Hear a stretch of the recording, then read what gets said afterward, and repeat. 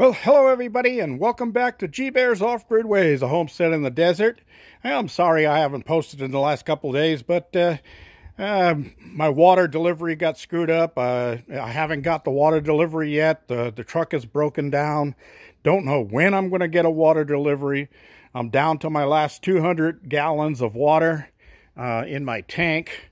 I have probably 250 gallons or so of irrigation water to keep my garden going. But yeah, water's getting real tight right now, and been trying to alleviate the situation or fix the problem and getting nowhere with it. So we'll have to see what goes on there. The water delivery people promised they would keep me informed as to what's going on with it. So anyway, I did put a center support underneath the beams that are holding up those two water tanks, because I saw it did sag a little bit because of those two big knots right there, and didn't want that to break with it when it got full of water, because each one of those tanks are going to weigh about 2,000 pounds, or about 1 ton when they're full. So that'll be 2 ton right there, and want to make sure that it stays there.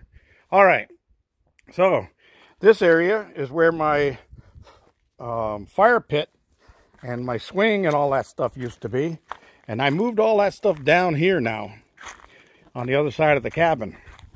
And that's my old barbecue. It still works, but one of the legs is broken and it wobbles back and forth, so it's just sitting there for a backup if I ever need it. But here's my new barbecue over here, and on this side of the cabin I'm usually protected on the wind that comes from that direction. So I barbecued on this last night. I did a nice ribeye steak, just totally delicious. Came out excellent. And had that with the steamed vegetables and really enjoyed it. Sat back and relaxed. Well, tonight I'm going to make something else for dinner. I don't know. But we'll see. Anyway, I wanted to show you that tanks apart and tell you about the water delivery and show you I moved everything down here. But I also have to answer a question from, I think it's pronounced Caley Hall or Caley Hall. It's a C-A-L-E-Y. Okay, Mr. Hall. Anyway, or Miss Hall, whoever you are. You asked about a Chinese 300-watt wind turbine, and it was a 2-wire unit. And a 2-wire unit means that it is a permanent magnet generator. With 3 wires, it would be a permanent magnet alternator. And with a 3-wire, you have to go in through a rectifier like this. So there's the 3 wires coming in from the my PMA, and these are the 2 wires going out. They go to the battery. When you have a PMG, like you have, the 2 wires, one will be positive, one will be negative. Those go directly to the battery. But what you might want to do is buy one of these meters. And let me show you the box that comes in right here. Okay, so this is the meter. I bought this on eBay.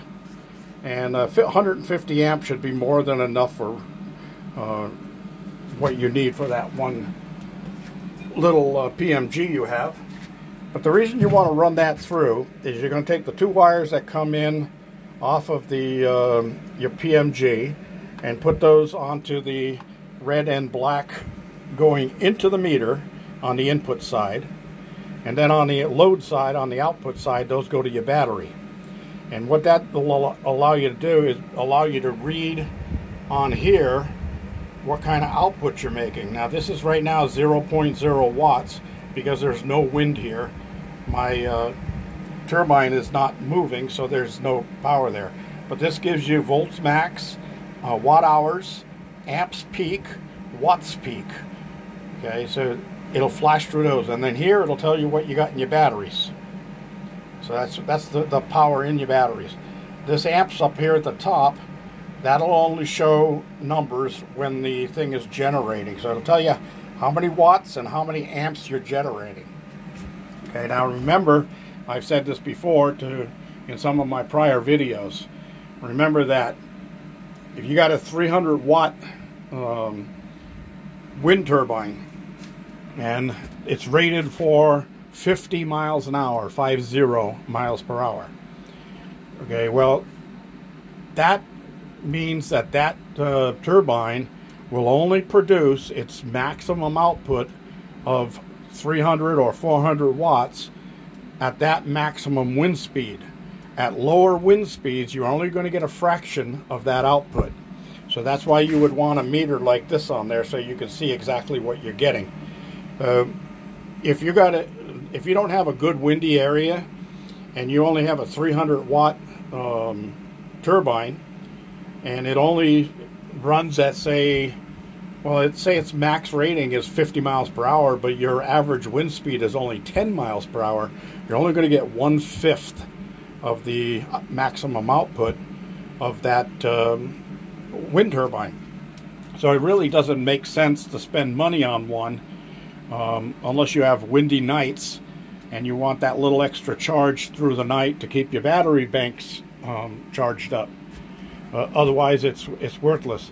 Now, mine, I have the KT5 turbine. It's a 5-blade turbine, and it starts producing electricity at around between 7 and 9 miles per hour.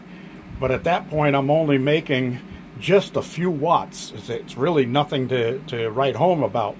And then I have to wait until the winds get up to around 20 miles an hour, and then I'm putting out, let's say 200, 300, sometimes close to 400 watts. And that makes sense to have that. That's like 4 12-volt solar panels, 4 100-watt solar panels. And solar panels don't produce electricity after the sun sets. So at nighttime, when the winds are blowing, wind turbines are great. Other than that, it's kind of a waste of money. You're better off investing in more batteries and having more storage if your solar panels are adequate for charging the battery bank during the day. You want more storage of electricity in your batteries for the nighttime. All right, so just wanted to clear that up before we went too far here. And then I also had a question about my banana bread recipe. And I will, basically what I'm going to do to make it really easy is I will type it out on my computer and print it out on a sheet of paper using a pretty large font. And then I will do a video, and I will say that it's going to be about the banana bread recipe, and I will video the banana bread recipe as I talk through it. So what you can do is you can pause the video at that point when the recipe comes up on the screen, and then you can print screen, or you can save the video and go back later and listen to the instructions while you're making your banana bread. I think that'll be the easiest way to do that, rather than trying to fill up the comment section in a really long recipe. All right, so we'll get that taken care of. Now, today, happy first day of summer, everybody. Today is the first day of summer. It is Saturday, the 20th. And first day of summer. And it's probably just under 100 degrees out here right now, with just a very light breeze, hardly anything, just something to move the bushes around a little bit. And what a beautiful first day of summer. Clear, well, there's a few little clouds here and there up in the sky, but for the most part it's clear. And I got to get over and water my trees because it's been a few days since I watered them. I want to make sure that they start setting root. It looks like they're doing well. They just need to keep getting watered. And I'm on strict water restrictions right now because of the amount of water I have. But I still have that rain barrel full, and I have this hose coiled up right here. I drag that across the road and water those trees. Just give them a good soaking around the roots. And that'll last 2 or 3 days, so that should work out okay. Tomorrow, happy Father's Day to all you fathers out there. And that would be our Sunday Father's Day. I'll be hopefully I'll be going in and prepaying for my greenhouse, my glass greenhouse. And it's going to be a 10 by 12 by 10 foot tall. And I'm going to probably put it right there where the grass is, in front of that rock pile, on this side of the rock pile. So it gets a little protection from the wind using the other garden house. But it has full sun through the whole day. As you can see, there's no shadows there. So that'll be a nice place for a new garden house, with the doors right by this little road that runs through. And when I get that put together, I will show everybody how that works. Today I got my little solar-powered fountain pump, and it was much smaller than what it looked like on eBay. That just tells me that the seller is not an honest seller, so I'll probably never buy anything from that seller ever again.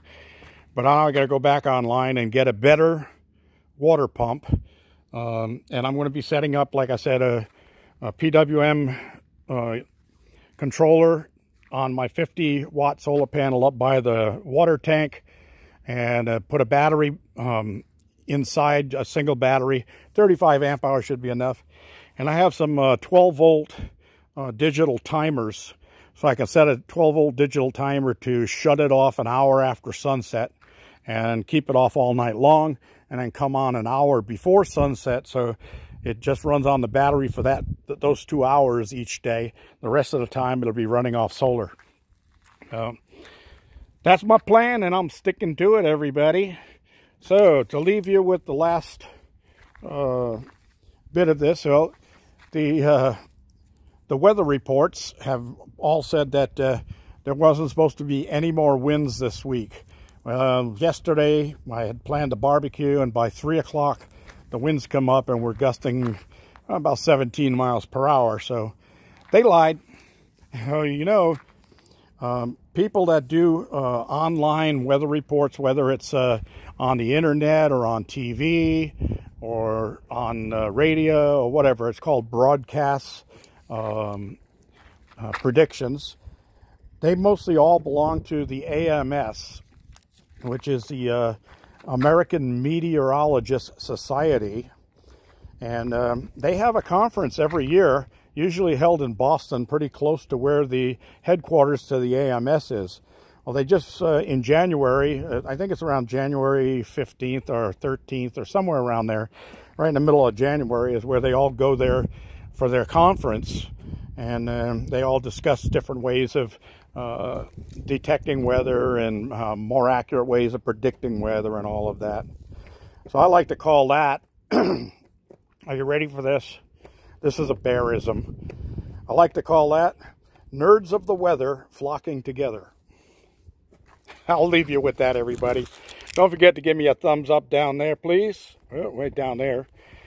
Don't forget to subscribe. And for all you new subscribers who came on recently in the last couple of days, welcome aboard. G-Bear signing off.